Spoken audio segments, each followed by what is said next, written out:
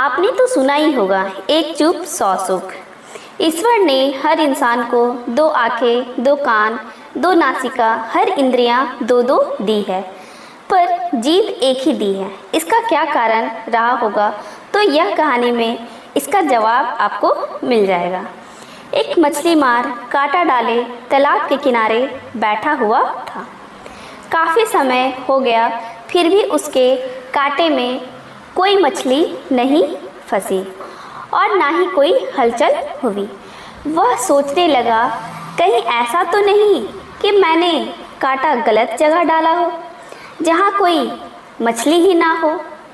उसने तालाब में झांका तो देखा कि उसके कांटे के आसपास तो बहुत सी मछलियाँ थीं। उसे बहुत आश्चर्य हुआ कि इतनी मछलियाँ होने के बाद भी कोई मछली फंसी क्यों नहीं। एक राहगीर ने जब यह नज़ारा देखा तो उसने मछली मार से कहा, लगता है भैया आप यहाँ पर मछली पकड़ने के लिए बहुत दिनों बाद आए हैं। भैया, क्या आपको नहीं पता कि अब इस तालाब की मछलियाँ कांटे में नहीं फंसती?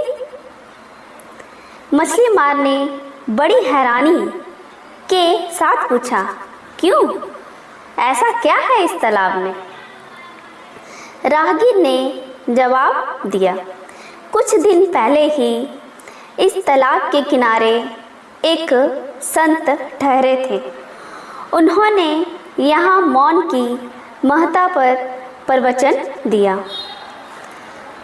उनकी वाणी इतनी प्रभावशाली थी कि जब वे प्रवचन देते थे तब इस तालाब की सारी मछलियाँ भी बड़े ध्यान से सुनती थी।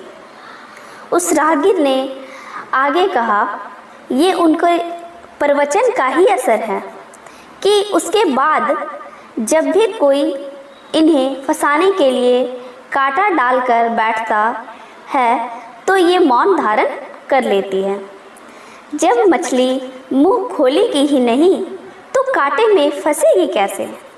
इसलिए बेहतर यही होगा कि आप किसी और जगह पर जाकर कांटा डालो।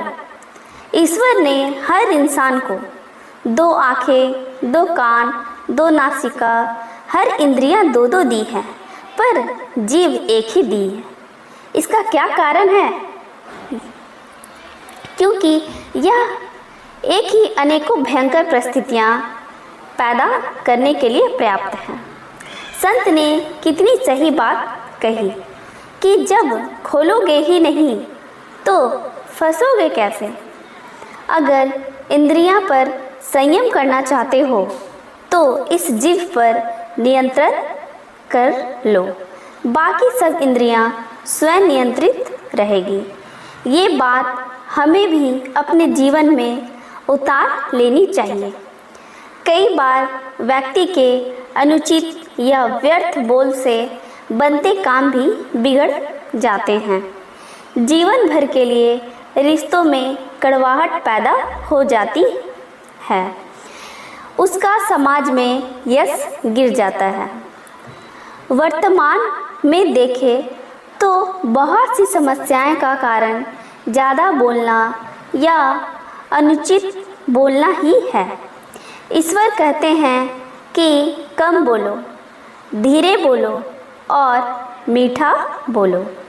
हमारी मीठी वाणी से बिगड़ते काम भी बन जाते हैं, लोगों की दुआओं के पात्र बन जाते हैं। वाणी से हमारे व्यक्तित्व की पहचान होती है। जिस व्यक्ति का व्यक्तित्व जितना गंभीर गुणों से भरपूर होता है, उसकी वाणी में उतनी ही विनम्रता होती है। विनम्रता पूर्वक व्यवहार हमारे चरित्र को ऊंचा बनाता है, समाज में सम्मान दिलाता है। कई बार ना बोलना भी उचित होता है।